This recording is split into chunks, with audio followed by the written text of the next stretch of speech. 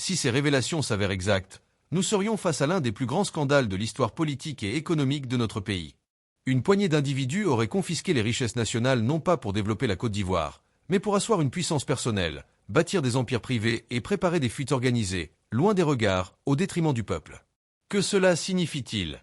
Cela signifie que pendant que des mères pleurent chaque jour pour nourrir leurs enfants, pendant que des jeunes désespèrent de trouver du travail, pendant que des familles entières survivent dans la misère, des milliards sont subtilisés, accumulés, blanchis et potentiellement exfiltrés vers l'étranger. Voilà le vrai visage de ce système. Et quand le peuple commence à s'éveiller, quand les langues se délient, quand la vérité commence à sortir, on voit apparaître des manœuvres de dernière minute, des complicités dans les hautes sphères de l'État. Des juges et des responsables qui se transforment soudainement en protecteurs des bourreaux du peuple. C'est une trahison. Une trahison de la justice. Une trahison de la mémoire de ceux qui ont souffert pour que ce pays connaisse la liberté. Mes frères, mes sœurs, l'histoire nous enseigne une chose, aucune richesse volée au peuple n'a jamais profité aux voleurs. Ceux qui pillent aujourd'hui croient être puissants, croient être intouchables. Mais demain, ils seront appelés à rendre des comptes. Parce que le peuple n'oublie jamais. Parce que la justice des hommes peut être achetée, mais la justice de l'histoire, et celle de Dieu, ne s'achètent pas. Alors le moment est venu. Le moment pour chacun d'entre nous de réfléchir. Allons-nous continuer à nous taire pendant qu'une poignée d'hommes et de femmes confisquent notre avenir? Allons-nous détourner le regard pendant qu'ils organisent leur fuite avec l'argent de nos écoles, de nos hôpitaux, de nos routes, de notre jeunesse? Ou allons-nous enfin nous lever, pour dire ça suffit? Peuple de Côte d'Ivoire, peuple d'Afrique, ce combat dépasse les frontières. Parce qu'aujourd'hui c'est la Côte d'Ivoire. Demain, ça pourrait être le Mali, le Burkina, le Sénégal, le Congo, ou le Cameroun. Partout où la cupidité de quelques-uns étouffe l'avenir de millions d'autres, il faut que la vérité éclate. Oui, mes frères, mes sœurs, la vérité est comme le feu. On peut la couvrir un moment, mais elle finit toujours par brûler. Et ce jour-là, aucun or, aucun diamant, aucune complicité judiciaire ne pourra sauver ceux qui ont trahi la nation. L'avenir appartient au peuple. Et cet avenir, il est temps que nous le reprenions en main. Bonjour chers frères et sœurs. Nous sommes dans l'attente des décisions de la Cour constitutionnelle de Chantal Nandaba Camara. Et il est important de dire ici que si le 4e mandat est accepté, confirmé par la Cour constitutionnelle, alors cette hypothèse sera retenue. De quelle hypothèse s'agit-il? Il s'agit du dossier d'Alassane Ouattara, le dossier de privatisation qui avait été relevé par les journaux de l'époque, les journaux de l'opposition de l'époque. Nous avons La Voix du numéro 80 du 6 novembre 1991 qui rappelait ceci: Alassane vend et rachète. Alassane vend et rachète. Et ce dossier, lorsque nous le suivons, il finit, sinon il est conclu par un autre dossier, la Dibadette. Le dossier de la Dibadette. Il y a un lien entre Alassane vend et rachète, le dossier de la Dibadette et la décision de la Cour constitutionnelle concernant le 4e mandat d'Alassane Ouattara. Si Chantal Nandaba Camara accepte la candidature pour le 4e mandat d'Alassane Ouattara, cela veut dire tout simplement qu'elle veut couvrir la fuite d'Alassane Ouattara du pays. Parce que le 9 août 2025, le monde entier, dont la Côte d'Ivoire, eh bien tout le monde a vu que les Ivoiriens en ont marre. Ils ont dit trop c'est trop et qu'ils ne veulent pas du 4e mandat. Donc si Chantal Nandaba Camara, président de la Cour constitutionnelle ivoirienne, vient nous dire que Alassane Ouattara peut briguer un quatrième mandat, cela veut dire simplement qu'elle couvre la fuite de quelqu'un qui a braqué la Côte d'Ivoire, d'Alassane Ouattara, qui a braqué la Côte d'Ivoire. Alors, nous allons vous relater les faits. Alassane arrive en Côte d'Ivoire pour être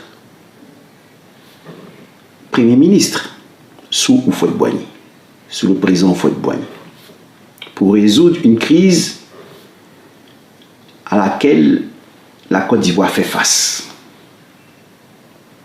Et lorsque Alassane arrive en Côte d'Ivoire et est nommé Premier ministre, chef de gouvernement par le président Houphouët-Boigny, il trouve en Côte d'Ivoire des hommes prêts à l'épauler, prêts à l'aider. Mais ici, il ne s'agit pas de résoudre la crise, mais des hommes prêts à profiter de la crise ivoirienne pour s'enrichir. Et cet homme est surtout Sidya Touré.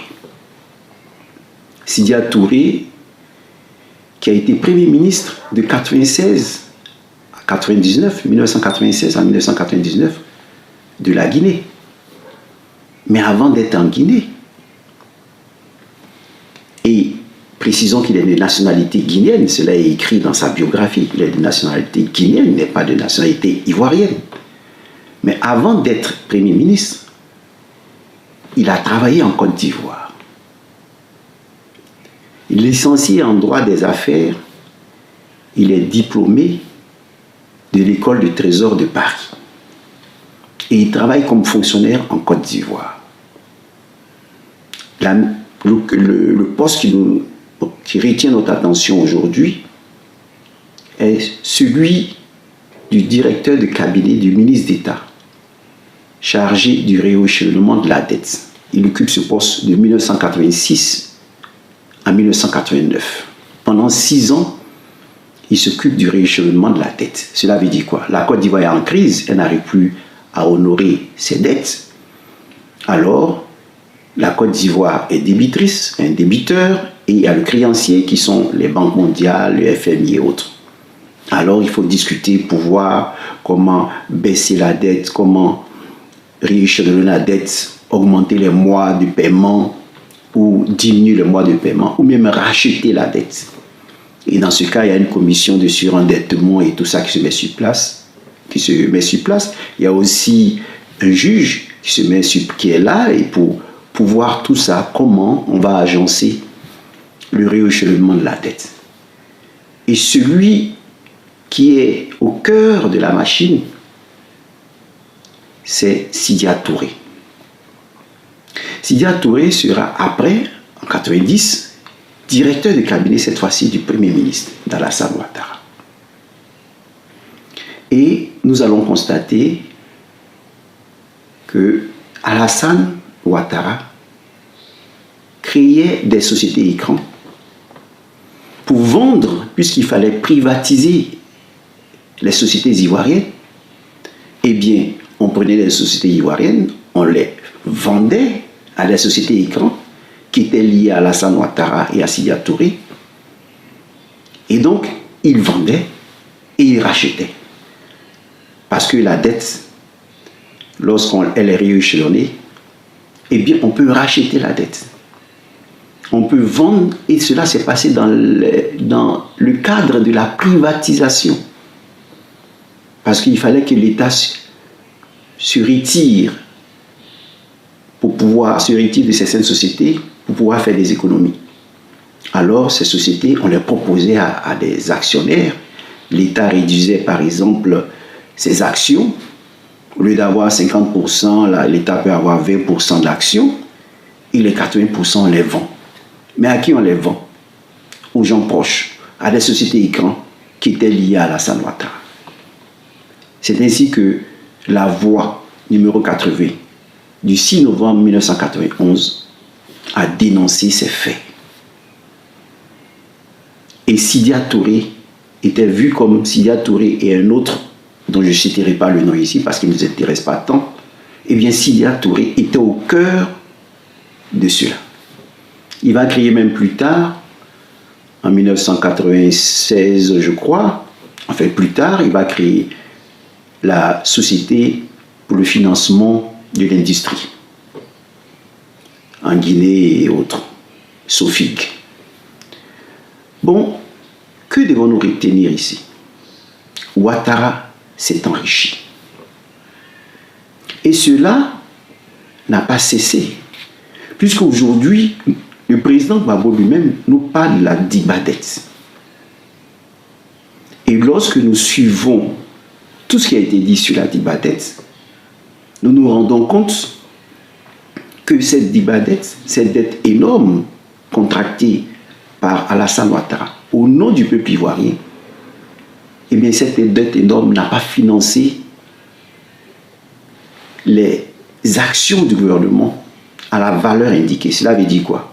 On vous dit qu'on a construit des ponts, on a construit des autoroutes, mais lorsqu'on fait les calculs, c'est loin d'atteindre l'argent, la dette que Ouattara a contractée. Donc quelque part, il y a soit surfacturation, il y a soit détournement de fonds. Donc nous sommes toujours dans la ligne de l'enrichissement illicite. Donc ici, on prend, au lieu de vendre et de racheter comme cela s'est fait dans le domaine de la privatisation, cette fois-ci, on prend des crédits et ces crédits ne financent pas comme il se doit ceux pour lesquels on a pris ces crédits. Voilà ce que nous avons avec Alassane Ouattara. Donc ici, au cœur de son enrichissement, on a une personnalité d'origine guinéenne, Sidya Touré, qui aujourd'hui, après avoir été Premier ministre, il est président des forces, je crois, de l'Union des forces républicaines. Pendant que Ouattara, ici, crée le Rassemblement démocratique républicain, le RDR, donc toujours des républicains. Et ce qui est étrange entre ces deux personnages, c'est que Ouattara est né en 1942 à Dembokro et Sidya Touré est né en 1945 à Dembokro. Donc quelque part, ces personnes se connaissent pratiquement depuis l'enfance. Et ces personnes vont se retrouver à la tête du gouvernement, en train de s'enrichir. Et donc, nous avons sur son chemin, eh bien, les institutions de la République qui vont s'opposer à lui.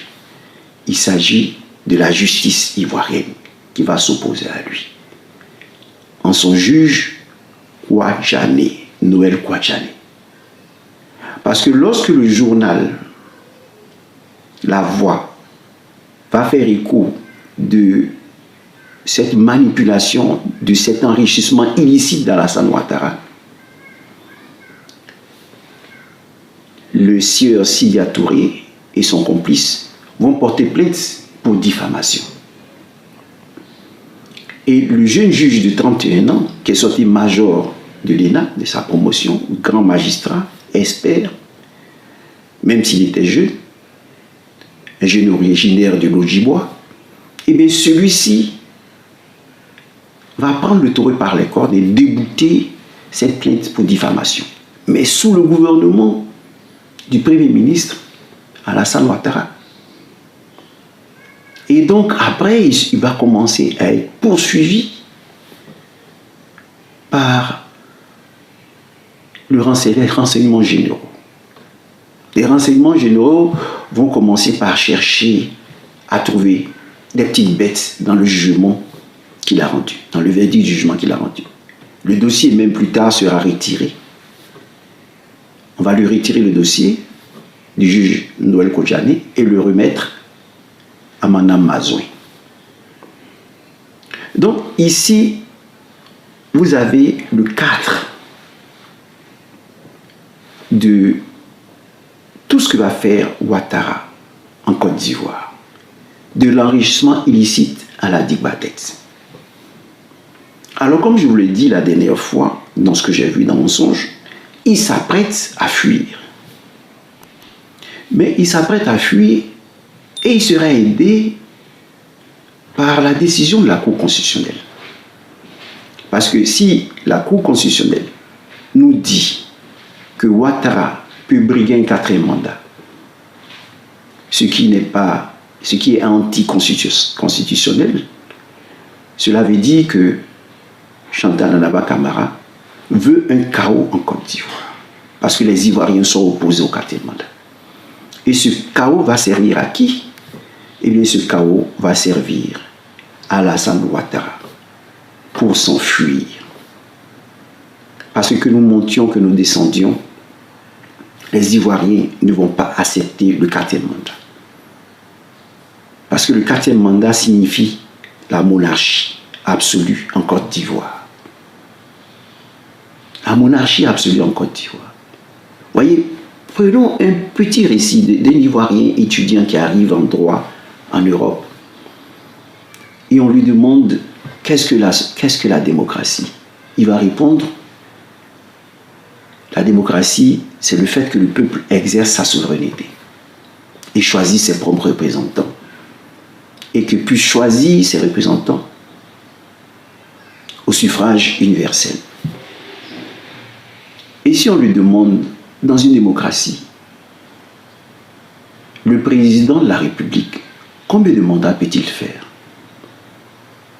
Ce dernier, certainement, puisqu'il vient de la Côte d'Ivoire, va dire oui, s'il crée la 3e République, la 2e République, il peut briguer le premier mandat de la 1re République, le 2e mandat de la 1re République. Il peut le faire indéfiniment en créant des républiques. À chaque fois, la 1re République, la 2e République, la 3e République, la 4e République. Il peut le faire indéfiniment. Vous voyez, cet enfant, ce jeune étudiant, on va dire qu'il a échoué à ses examens parce que ce n'est pas la définition universelle de la démocratie. Lorsqu'on touche aux critères du président de la République et des élections, eh bien, on trouve que la démocratie, telle qu'elle est définie de manière universelle, n'est pas celle-là qu'on applique en Côte d'Ivoire. Donc, c'est une décision anticonstitutionnelle et qui met les Ivoiriens en retard sur les autres étudiants du monde. Parce qu'on ne peut pas enseigner le 4e mandat à des étudiants en droit. La dernière fois, j'ai écouté mon frère Boga, Gervais, aux États-Unis, qui disait on peut utiliser le droit, elle peut utiliser le droit, Chantal Camara peut utiliser le droit pour défendre le 4e mandat. Avec tout le respect que j'ai pour mon frère Boga, parce que c'est une manière de parler, moi j'irai au-delà pour dire, si elle le fait, elle tord le cou au droit. Ce n'est même pas utiliser le droit pour défendre sa position, mais c'est utiliser le droit positif pour nous ramener à l'état des natures. C'est-à-dire l'état des natures, c'est où celui qui est le plus fort dévore le plus faible. Parce qu'il a les forces de l'autre, il peut faire ce qu'il veut, mettre en prison Ziggy pour peu de choses, mettre en prison telle ou telle personne. Eh bien, on retourne à l'état de nature. Lorsque les Burkinabés font une vidéo et disent « je suis fier d'être Mossi, je suis fier d'être Groussi, je suis fier de choses », le procureur Brahma n'a pas le droit de mettre en prison celui qui l'a dit dans la marche. Parce que c'est lui qui fait passer le petit Mossi pour une insulte, pour une injure. Les Burkinabés eux-mêmes ont fait une vidéo dans laquelle ils disent « mais je suis fier d'être Mossi ». Donc si on dit « petit Mossi, va chez toi », il n'y a aucun problème à ce niveau. Donc normalement, ce jeune doit être libéré. Mais on utilise la force, les forces de l'autre, pour obliger les gens à faire ce que Ouattara demande. Donc ici, Ouattara s'enrichit et il utilise la justice pour couvrir sa fuite. La justice pour semer le chaos et couvrir sa fuite. Parce qu'aucun Ivoirien n'acceptera ce 4e mandat. Voilà, aucun Ivoirien. Les gens sont prêts à donner leur vie pour ne pas être esclaves à vie. Donc si Chantal Nana Camara décide de confirmer ce 4e mandat, eh bien, c'est qu'il veut couvrir la fuite d'Alassane Ouattara qui s'est enrichi à partir d'un Guinéen et va fuir grâce à une Ivoirienne d'origine guinéenne. Alors il faut comprendre ceci. Un peu comme des gens qui viennent braquer une banque, qui violent le droit, qui violent la loi, eh bien Ouattara fait la même chose en Côte d'Ivoire. Il braque la Côte d'Ivoire, il nous amène d'abord au rachat de nos dettes en vendant et rachetant, et après on arrive à la dibadette, on prend de l'argent sur le dos des Ivoiriens, des contribuables ivoiriens qui doivent payer ces dettes toute leur vie, et on accumule cet argent ailleurs, et on permet à la justice, aux membres de la justice, aux autorités judiciaires de tordre le cou au droit. Et le juge Kojane, lorsque Ouattara, après sa défaite, après avoir été débouté, va venir au pouvoir en 2011, qu'est-ce qu'il va faire?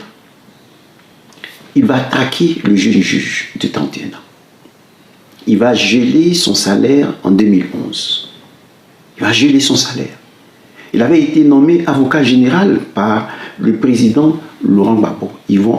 Ouattara va annuler cette nomination. Le 22 octobre 2014, il va chercher à associer sa plainte contre Lida Kwasi Moïse à ce jeune magistrat. Le 22, ils vont chercher à arrêter Lida Moïse, qui va refuser de suivre les gens qui sont venus l'arrêter. Le 23, ils vont arrêter le juge Kouadjane. 4 personnes vont venir.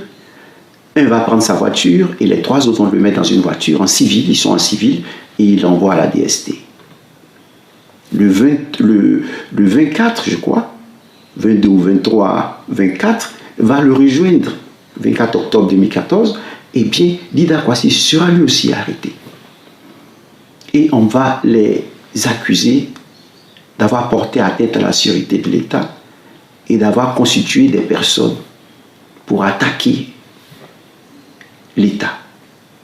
Et ils seront condamnés même pour accusés même d'assassinat. Lida Kwasi va se retrouver en prison. Le jeune magistrat menotté et porté devant la justice va être libéré, mais il va être privé de tout. Quelqu'un qui n'avait rien, qui avait son compte gelé, comment peut-il financer des gens qui doivent attaquer l'État de Côte d'Ivoire? Ce jeune magistrat va finir par mourir parce qu'il n'avait pas d'argent pour s'occuper de son mal, pour se soigner. Il n'avait pas d'argent. Et ce brillant avocat va mourir par la faute du gouvernement d'Alassane Ouattara, qui iront l'envoyer à Daloa, l'affecter à Daloa, alors qu'à Daloa, il n'y a pas les infrastructures qu'il fallait pour s'occuper, pour combattre son mal. Les infrastructures se trouvent à Abidjan.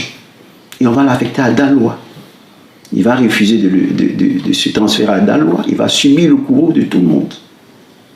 Pour avoir dit le droit, ce jeune est décédé. Il faut retenir ceci.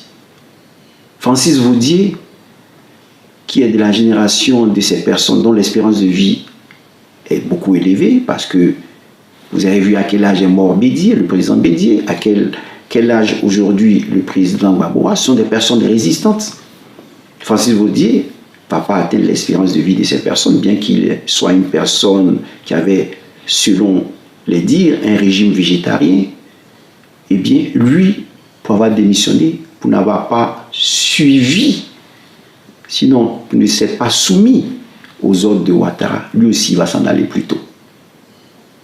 Voilà la justice de Ouattara, qui agit comme tout braqueur, comme toute personne qui vient par exemple voler une banque.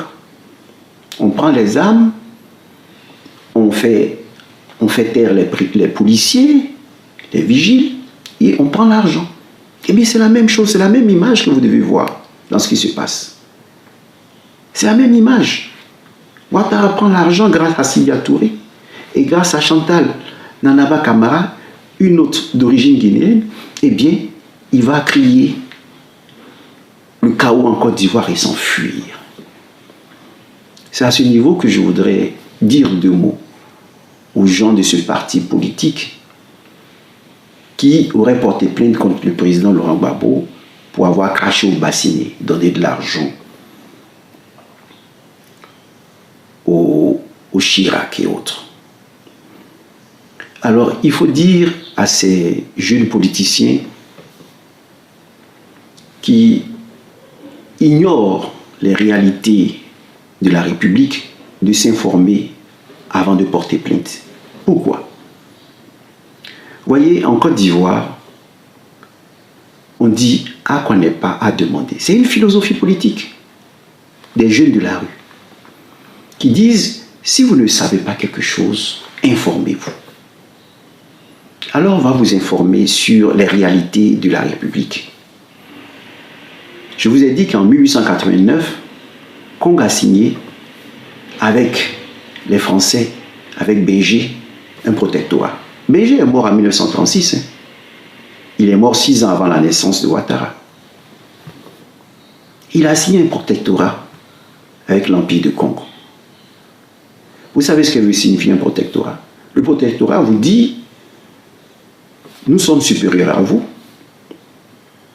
et nous assurons votre sécurité en force. Nous vous laissons administrer votre pays, mais vous n'avez pas le droit de contracter des alliances avec d'autres personnes sans notre aval, sans notre autorisation. » Lorsque les pays africains sont devenus indépendants, est-ce que le protectorat a pris fin? Non. Le protectorat a connu une simple mutation. Pourquoi? Parce que les armées qui colonisaient ces pays africains ont signé des accords militaires pour protéger ces pays africains. Et Modibo Keïta nous dit, c'est un principe politique, un principe même de sécurité qui n'est pas possible, qui n'est pas faisable. Pourquoi? Parce que les armées qui vous ont colonisé, comment ces armées peuvent assurer votre sécurité? Non. Vous êtes toujours sous protectorat. Parler d'indépendance ou parler d'accord militaire, c'est parce que nous entrons dans un concept moderne des mots. Mais en réalité, c'est un protectorat qui va de la colonie, puisque sous la colonie, on parlait de protectorat. Et maintenant, après les indépendances, on va parler d'accord militaire pour protéger nos pays contre des agressions extérieures. Mais c'est toujours un protectorat. Puisque vous n'êtes pas libre de vos décisions. Vous ne pouvez pas contracter autre alliance sans leur autorisation. Et des personnes, des militaires qui vous ont colonisé, une armée qui vous a colonisé, une armée coloniale, ne peut pas devenir une armée protectrice. Mais non. Surtout que l'administration de la France est directe.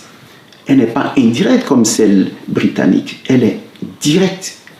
Donc, les gens sont là, ils s'enrichissent. À tel point que le président Houphouët-Boigny, qui est entré dans la communauté franco-africaine, au lieu de suivre la Fédération du Mali, a eu à dire au soir de sa vie, on nous a assez volé, on nous a trop volé. Mais qu'est-ce que cela veut dire? Cela veut dire que quand vous arrivez, vous devez payer de l'argent au gouvernement français. Voilà pourquoi Bourgi vous a parlé des valises. Et donc, ici, c'est un peu comme tu as une maison et tu as un vigile devant ta maison que tu dois payer chaque mois. Le Mali, quand le Mali recevait l'aide de l'armée française pour se défendre contre les terroristes, là, le Mali payait des milliards. Est-ce qu'on va vouloir aujourd'hui demander des comptes pour les milliards payés au Mali pour assurer la sécurité? En Côte d'Ivoire, c'est la même chose. les militaires te proposent la sécurité et tu dois payer. Le gouvernement, le président doit payer. L'État doit payer. Et c'est ainsi qu'ils ont obligé le président Gbagbo à payer sa dette parce qu'on assure sa sécurité. Vous avez vu Blaise Compaoré pendant 27 ans? Est-ce qu'il a été attaqué par un seul terroriste? Non. Alors vous voyez le président Laurent Gbagbo qui arrive et qui s'assoit et qui ne paie pas sa dette, qui ne paie pas le dû. Cet impôt qui est imposé au président, mais dans la minute qui suit, il va subir le courrier des terroristes alors qu'il n'a même pas pris encore les dossiers en main. Il a dit 6 mois après, déjà, il a subi l'attaque des rebelles. C'est peut-être parce qu'il a donné les 2 milliards qu'il a pu résister 6 mois. Il a pu tenir 6 mois. S'il le faisait au début, il ne se serait même pas peut-être assis sur le fauteuil présidentiel. Il n'avait rien commencé. Et déjà en 2002, ils ont commencé à l'attaquer. Et donc, il faut que ce parti politique comprenne ce qui se passe. Comprenne ce qui se passe. La France n'a jamais voulu une armée d'élite. Voilà pourquoi quand elle est venue, elle a enlevé l'élite militaire pour mettre qui? Des caporaux généraux. Koné Zakaria, qui sont promus à des postes d'officiers, alors qu'ils n'ont pas droit à ces postes. Pourquoi? Parce qu'il faut une armée formée qui est inférieure à l'armée française. Comme il faut une justice incapable de dire le droit, dont les verdicts sont inférieurs aux verdicts des Occidentaux. Le cas de Chantal Nanaba Camara qui risque de nous parler du 4e mandat. Je pense que ces avertissements vont l'amener à renoncer à cela. Mais si elle le fait, eh bien c'est une justice au rabais, comme une armée au rabais. Parce que ainsi la France reste toujours au pouvoir. Parce qu'elle veut des Africains incapables. Alors il faut que vous compreniez, vous, ce parti politique, que le président Laurent Gbagbo se bat pour vous. Tous ceux qui sont venus comme candidats, il ne faut qu'accompagner Ouattara, Alassane Ouattara. Et puisqu'il s'agit d'argent, c'est pour l'argent que nous avons 60 candidats. C'est pour l'argent, puisque des années avant, Ouattara a donné 100 millions à des candidats. Donc aujourd'hui, chacun se dit, si je viens, je peux recevoir 50 millions ou 100 millions. C'est pour de l'argent. Et le président Laurent Gbagbo a dit, si je savais que vous aimiez tant l'argent, je n'aurais pas pris les armes pour défendre le pays.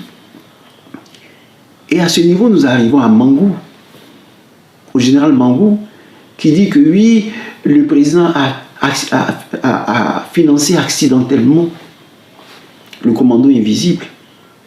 Mais non, il n'a pas financé accidentellement le commando invisible.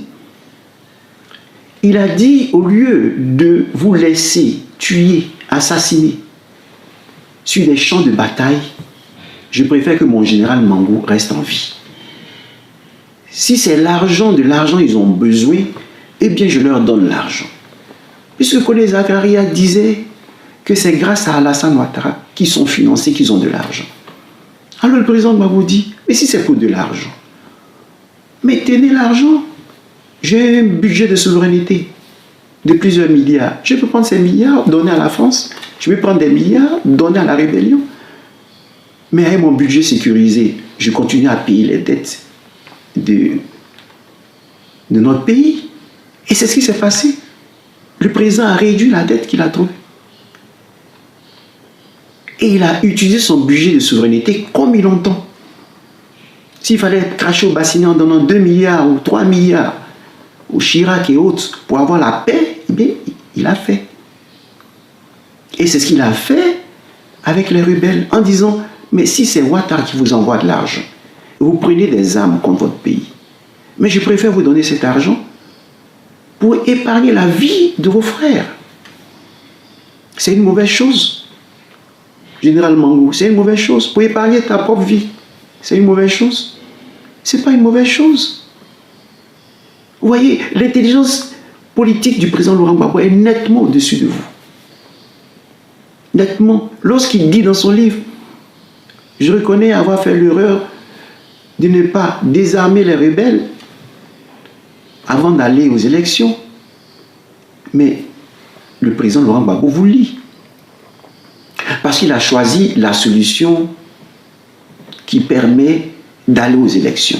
Puisqu'il risquait d'être accusé de ne pas vouloir les élections. On risquait de le voir comme un dictateur. Il dit, vous ne me verrez pas comme un dictateur. Vous voulez aller à l'élection, allons aux élections. Mais aujourd'hui, il vous dit, même si vous êtes prêt à me bombarder, je suis prêt à accepter cela. Qu'est-ce que cela veut dire? Cela veut dire que vous-même, vous êtes tombé dans le piège du président Laurent Gbagbo en disant qu'il n'a pas accepté le désarmement. Eh bien, tous ces IGI doivent déposer les armes et quitter le pays. On ne veut pas avoir ces personnes-là dans le cadre des élections présidentielles. Et cela se fera. On ne veut pas avoir une armée de rebelles qui prend les institutions, qui s'accapare les institutions au moment où nous devons aller organiser des élections présidentielles. Eh bien, cela se fera. Cela ne sera pas possible. Et donc, vous avez demandé le désarmement hier. Eh bien, le désarmement se fera. Parce que ces dozos qui se font appeler Zigueyi doivent quitter toutes ces zones qu'ils occupent. Et l'armée de Ouattara, de mercenaires d'Ankagoulé, qui arrête les gens de gauche à droite, eh bien cette armée doit disparaître. Parce que nous devons organiser des élections de manière transparente et libre. Voilà de quoi il s'agit. Donc, lorsque vous portez plainte contre le président Laurent Gbagbo, eh bien je vous demanderai de porter plainte contre celui qui s'est enrichi en vendant et en rachetant. Et qui a une dette énorme, une dette qui n'arrive pas à nous expliquer. Voilà le vrai sujet. Voilà le vrai problème.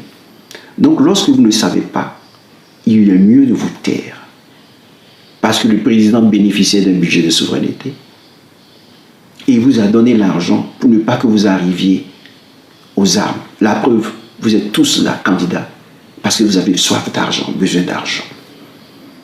Et vous êtes prêts à provoquer le chaos, à supporter celui qui va créer le chaos en Côte d'Ivoire, Alassane Ouattara, pour recevoir de l'argent. Alors le président Gbagbo dit, tenez l'argent et n'accompagnez pas celui qui va vous conduire au chaos. Voilà pourquoi il propose déjà une banque pour financer les jeunes. Il dit, ne suivez pas celui qui vous conduit au chaos. Quand je viendrai, je vous permettrai d'avoir de l'argent. Et déjà, il dit, il aura une banque pour le financement des jeunes, pour le financement des partis politiques. Il y aura de l'argent pour financer les partis politiques. Donc, n'allez pas suivre celui qui vous conduit au chaos. Le président est humaniste et est humain. Et il vous dit cela dans son discours de nouveau. C'est de l'argent que vous avez besoin, je vous donnerai de l'argent. Mais n'accompagnez pas celui qui veut mettre votre pays dans le feu et le sang. Donc, Chantal Nabaa, Camara informé, qu'elle ne mette pas le pays dans le feu et le sang en confirmant le 4e mandat d'Alassane Ouattara. Merci, à la prochaine vidéo. Mes frères, mes sœurs africaines, où que vous soyez, ce qui se joue aujourd'hui en Côte d'Ivoire dépasse tout entendement. Les révélations qui viennent de tomber sont d'une gravité inouïe. D'après plusieurs sources concordantes, une figure bien connue, Sidia Touré, aurait joué un rôle clé dans la construction de la fortune colossale, la Digba richesse d'Alassane Dramanara. Oui, vous avez bien entendu. Une fortune accumulée loin des regards, mais aujourd'hui exposée au grand jour. Mais ce n'est pas tout. Les enquêtes vont encore plus loin. Une autre personnalité, cette fois au cœur même de l'appareil judiciaire, Chantal Nanaba Camara, est pointée du doigt. Des accusations l'impliquent dans une tentative d'aider Dramanara à s'enfuir, à disparaître avec ses butins, à tourner le dos au peuple sans jamais rendre de compte. Tout cela soulève une question brûlante. Jusqu'où s'étend ce réseau? Et surtout, qui protège qui dans cette affaire?